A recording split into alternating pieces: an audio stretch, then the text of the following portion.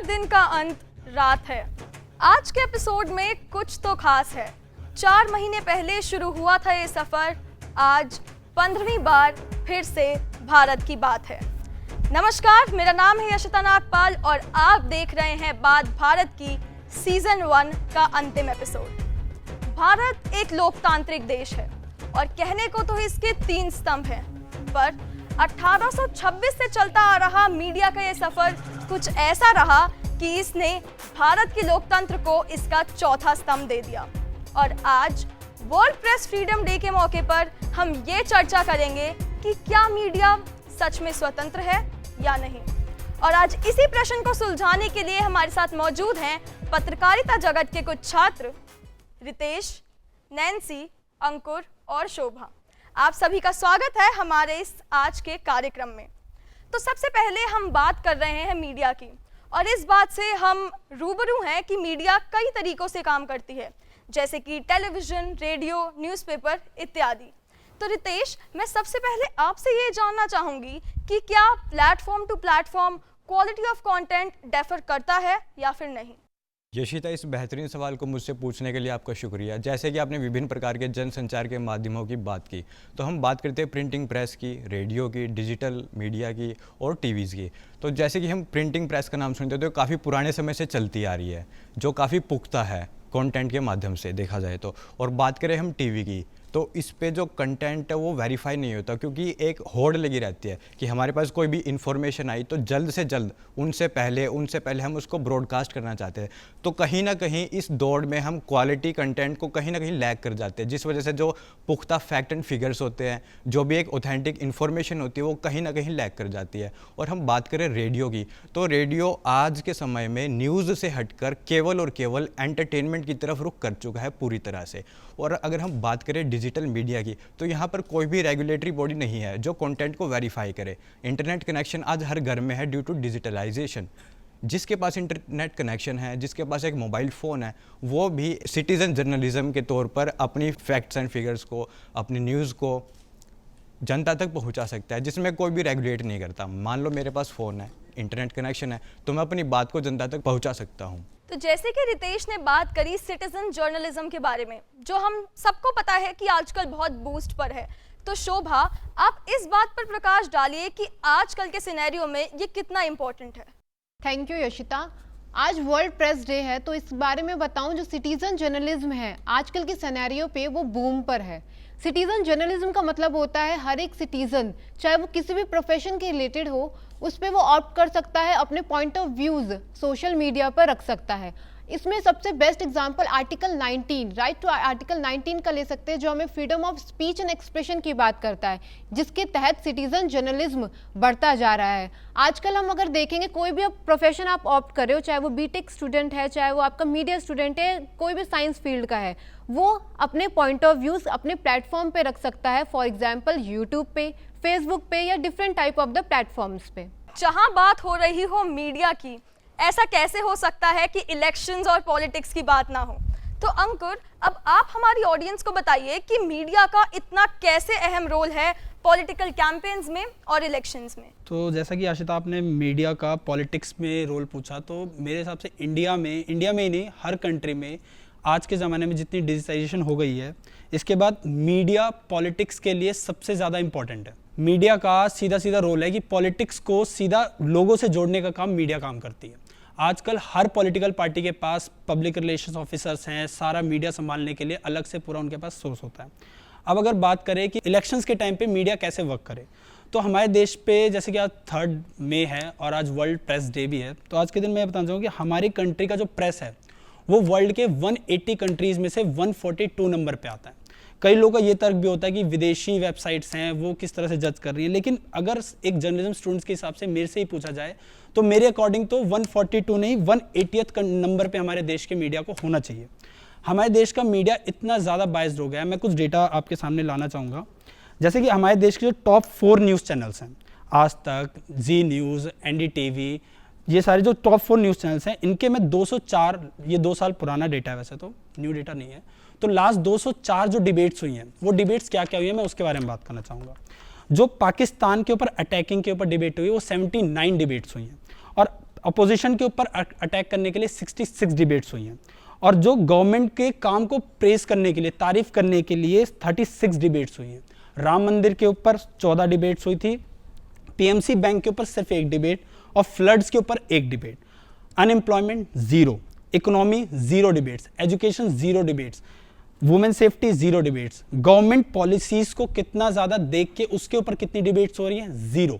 तो इस तरह से आप देख सकते हो कि हमारा मीडिया कहीं ज़्यादा मसाले और टीआरपी की वजह से अलग जगह पे चला गया है। दूसरे देश में क्या होता है कि अगर सोशल मीडिया पे कुछ गलत हो रहा है तो मीडिया, जो हमारी जो नेशनल मीडिया है, वो क्लियर करती है। लेकिन हमारे देश में नेशनल मीडिया फेक न्यूज़ देख के, चाहे वो 2000 के नोटों पे चिप लगाना, चाहे अभी रिसेंटली 1.5 साल पहले हिमेश रेशमिया को एलियंस उठा ले जाएंगे, ये न्यूज़ चल रही थी एनडीटीवी में, और सोशल मीडिया ये चीज़ें क्लियर करती है। हमारे देश में इतना ज़्यादा हो गया, लेकिन बायसनेस पूरी क्लियरिटी दिख रही है। बस फर्क इतना ही है कि कुछ न्यूज़ चैनल्स ने एक पार्टी का गुट पकड़ रखा होता है, कुछ न्यूज़ चैनल ने दूसरी पार्टी का। अगर हम बात करें 2010 में एनडीटीवी की जो हेड हैं, उनका स्टिंग आया था कि उन्होंने, स्टिंग में क्लियर था कि एनडीटीवी दिखा रहा था कि वो कांग्रेस को कैसे ऊपर दिखा सकती है, और आज के ज़माने में बीजेपी को कैसे ऊपर दिखाया जा सकता है, ये मीडिया काम है। लेकिन एज अ मीडिया स्टूडेंट मेरे को इस चीज़ का यही है कि मीडिया पॉलिटिक्स को या फिर रियलिटी सामने नहीं लाती। तो पॉलिटिक्स में अगर इलेक्शंस में कैसे काम करें, इलेक्शंस में सबसे बड़ा चैलेंज ये होता है कि नॉन बायस्ड होकर कैसे इलेक्शंस को कवर किया जाए, क्योंकि बायसनेस हमारे देश में बहुत ज़्यादा बढ़ती जा रही है। बायसनेस को साइड रख के कैसे इलेक्शंस कवर किया जाए, कैसे पॉलिटिकल इन्फ्लुएंस को, उसके प्रेशर को हटा के कैसे वो किया जाए। अगर बात करें कि सिक्योरिटी की, तो हाँ, जर्नलिज्म कोई सेफ फील्ड नहीं है, यहाँ पे बहुत ज़्यादा रिस्क भी है, लाइफ थ्रेट्स भी होते हैं। उसके बाद अगर कोई जर्नलिज्म कर रहा है और कोई असली जर्नलिज्म कर रहा है नॉन बायस्ड होके, तो वो असली जर्नलिज्म है। तो मेरे हिसाब से इलेक्शंस में नॉन बायस्ड होके जितनी ज़्यादा आप वो कवरेज कर सकते हो, वो हमारे देश के लिए बेनिफिशियल है, ना कि इंडिविजुअल का बेनिफिट देख के आप देश को ही साइड रख दो। तो जो हमारा इंडियन कॉन्स्टिट्यूशन है, भारत का संविधान, वो हर सिटीजन को freedom of speech and expression एक फंडामेंटल राइट की तरह देता है। तो नैन्सी, अब मैं आपसे जानना चाहूंगी, क्या इसकी कोई सीमाएं भी हैं? Is there any limitations to freedom of speech and expression और नॉट? देखिए यशता, आर्टिकल 19(1)(a जो हमारा right to freedom of expression and speech है, इसमें लिमिटेशंस है। पर इससे पहले मैं ये बात करना चाहूँगी कि यही जो राइट है हमारा, इसमें सिर्फ मुंह से निकले हुए शब्द नहीं, हमारी जितनी भी बैनर्स है, मूवीज़ है, जितना भी हमारा कंटेंट है, वो सब कुछ आता है। पर हम यहाँ पे ये भी देखते हैं कि इसको बचाने की ज़रूरत भी महसूस होती है, जिससे क्या होगा ना कि डेमोक्रेसी में हमारा पार्टिसिपेशन काफ़ी बढ़ जाएगा, और इससे क्या होगा, हमारे ओपन डिस्कशंस के थ्रू हमारा जितना भी सच है वो सामने आएगा। पर जहाँ पे आपने मुझसे लिमिटेशंस की बात की, लिमिटेशंस हमारे यहाँ पे काफ़ी सारे होते हैं, जिसमें पहला आता है हमारा सिक्योरिटी ऑफ द स्टेट। हमारी स्टेट की, हमारी कंट्री की सिक्योरिटी कितनी मायने रखती है हम सब जानते हैं। जहाँ पे एक एग्जांपल मैं देना चाहूँगी जाकिर नायक का, जो एक मुस्लिम स्कॉलर थे। उन्होंने काफ़ी हेट्रेड स्पीचेस फैलाई हैं, जिसका रिजल्ट ये हुआ उनके ऊपर काफ़ी सारे केस फाइल किए गए। इन रिजल्टिंग वो अब मलेशिया में, क्योंकि वो देश छोड़कर भाग गए। अब मैं अगर इसमें आगे बढ़ती हूँ तो ये हम बोलेंगे डिफेमेशन भी एक लिमिटेशन के तहत आता है। डिफेमेशन में सबसे रीसेंट एग्जांपल हमारा राहुल गांधी का है। ये आप सब जानते हैं कि उनके ऊपर डिफेमेशन का केस हाल फिलहाल चल रहा है। एंड एट लास्ट मैं बोलूँगी contempt of court. Contempt of court में हमारा ये हो सकता है कि जितने भी केसेस, जितने भी फैसले हमारा कोर्ट देता है, उसकी उल्लंघना ना की जाए, उस जो डिसीजन लिया गया है उसको अवहेलना ना की जाए। तो रितेश, जैसे कि अभी आपने जिक्र किया था कि कैसे प्रिंट मीडिया बाकी मीडिया प्लेटफॉर्म्स के कंपैरेटिवली सबसे ऑथेंटिक सोर्स है, और ये मुझे लगता है हम सब मानते हैं। तो ऐसा क्या है जो प्रिंट मीडिया को इतना ऑथेंटिक बनाता है, और क्यों ये डिजिटल मीडिया और सोशल मीडिया में नहीं हो सकता? यशिता, आपके सवाल में काफ़ी गहराई है। तो बात ऐसी है कि जो प्रिंट मीडिया है, कंपैरेटिवली देखा जाए जो टीवी है और जो डिजिटल मीडिया है, उसके कंपैरिजन में काफ़ी पुख्ता है, काफ़ी ऑथेंटिक है, जैसे कि सब लोग जानते हैं। तो इसका जो सबसे बेसिक कारण ये है कि क्योंकि जो भी न्यूज़ आती है इधर, उसके लिए मतलब टाइम लिमिट नहीं होती कि इसके दौरान हमें वो न्यूज़ स्प्रेड करनी है, ब्रॉडकास्ट करनी है। हमारे पास एक पर्याप्त समय होता है जिसमें हम फैक्ट एंड फिगर्स को क्रॉस चेक करते हैं, प्रूफ रीड होता है कंटेंट का, उसके बाद हम उसको पब्लिश करते हैं। तो जिससे लोगों की विश्वसनीयता प्रिंट के बिहाफ में काफ़ी अच्छी है। और अगर हम बात करें डिजिटल मीडिया की, तो वहाँ पे हम कुछ भी कभी भी किसी भी टाइम पोस्ट कर सकते हैं। और बात करें टीवी की, तो हमने जैसे कि पहले सवाल में बात करी थी, होड़ लगी रहती है, जल्दबाजी के कारण में कोई भी चीज़ किसी भी समय बिना किसी क्रॉस चेक के, प्रूफ रीड के हम स्प्रेड कर देते हैं। तो इसी वजह से, इसी कारणों से जो विश्वसनीयता प्रिंट मीडिया की है वो आज भी बरकरार है। और जैसे कि PCI है, प्रेस काउंसिल ऑफ इंडिया, वो ऐसे ध्यान रखता है। और जो भी एडिटर्स है, सब एडिटर्स है, वो सब इस चीज़ को प्रूफ रीड करते हैं। तो जैसे कि आपने बात करी कि प्रिंट मीडिया को रेगुलेट करने के लिए कितनी रेगुलेटरी बॉडीज़ हैं जो कि सोशल मीडिया के मायने में नहीं हैं, तो नैन्सी, जब तक ये रेगुलेटरी बॉडी नहीं आती या फिर कोई स्टेप्स नहीं लिए जाते, हम अपने बिहाफ पे ऐसे क्या काम कर सकते हैं कि हम फेक न्यूज़ को फैलने से बचाएं? देखिए यशिता, फेक न्यूज़ और डिसइंफॉर्मेशन आप जानते हैं कितना ज़्यादा डेंजरस है आज के यूथ के लिए और हम सब के लिए। तो मैं ये बताना चाहूँगी, दो तरह के लोग होते हैं किसी भी सिचुएशन में, किसी भी न्यूज़ में, या तो वो फॉर में होंगे या तो वो अगेंस्ट में होंगे। तो उन दोनों लोगों के बीच में वायलेंस क्रिएट हो सकती है, उन लोगों के बीच में उनके इमोशंस हर्ट कर सकते हैं, जैसे मैंने बताया।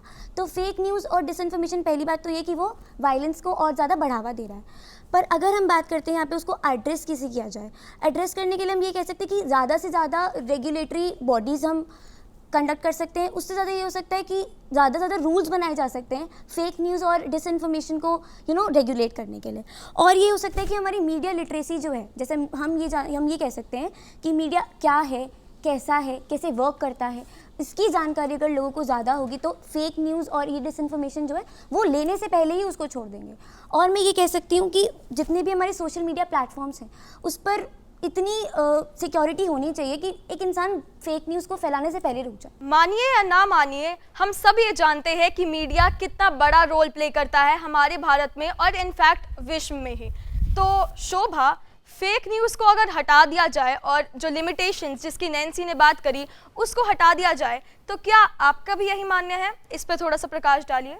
शिता, हमारा जो इंडिया है वो डेमोक्रेटिक कंट्री है और हम मीडिया को फोर्थ पिलर ऑफ डेमोक्रेसी मानते हैं। अगर मैं पूरा कॉन्सेप्ट समझाऊं तो हमारा जो इंडियन मीडिया है 3 चीज़ों में है, print, electronic and now it is digital media.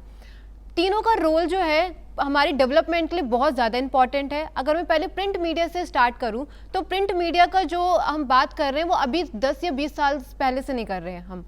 इसको करीब 200 और 100 या 200 साल हो चुके हैं हमारे एग्जिस्टेंस में। प्रिंट मीडिया जो है हमारे पास राजा राम मोहन रॉय, हमारे महात्मा गांधी, इन सब ने एक न्यूज़पेपर लेकर आए थे जो सोशल एवर्स और हमारे इंडिपेंडेंस की बात करते हैं। जैसे फॉर एग्जांपल राजा राम मोहन रॉय का संवाद कॉमेडी जो न्यूज़पेपर थे और हमारे महात्मा गांधी जी का हरिजन, यंग इंडिया, ऐसे न्यूज़पेपर्स हैं जो हमें आगे की तरफ पहुंचाते हैं और डेवलपमेंट की बात करते हैं। और अब मैं अगर इलेक्ट्रॉनिक मीडिया की बात करूं तो इलेक्ट्रॉनिक मीडिया का डेवलपमेंट कम्युनिकेशन जिसकी बात आज मीडिया में होनी चाहिए वो उस टाइम हो चुकी थी इलेक्ट्रॉनिक मीडिया में। जो हमारी हाइजीन पे हम बात कर रहे थे, हम वुमेन एम्पावरमेंट पे बात कर रहे थे। और इसमें मेन चीज़ है बहुत सारे चैनल्स हैं लाइक NDTV जिसने मुंबई अटैक जो 2008 या 9 में हुआ था 26/11 वाला इंसिडेंस, और जो 2004 में हमारा इंडियन ओशन सुनामी आई थी जिसमें कम से कम 2.5 लाख लोग मर चुके थे। ऐसे इंसिडेंट्स को इन्होंने कवर किया जो कि भूलना हमें नहीं चाहिए। और मैं अब की सिनेरियो की बात करूं दैट इज़ डिजिटल मीडिया। इसका सबसे बड़ा एग्जाम्पल हम कोविड के टाइम पे देख सकते हैं। कोविड के टाइम पे जहाँ पे हम सब लोग अलग अलग थे, लेकिन एक डिजिटल मीडिया ऐसा प्लेटफॉर्म था जहाँ हम सब एक बराबर थे। फ्लो ऑफ इंफॉर्मेशन बहुत अच्छा हो रहा था, हमें छोटी से छोटी जानकारियाँ मिल रही थी।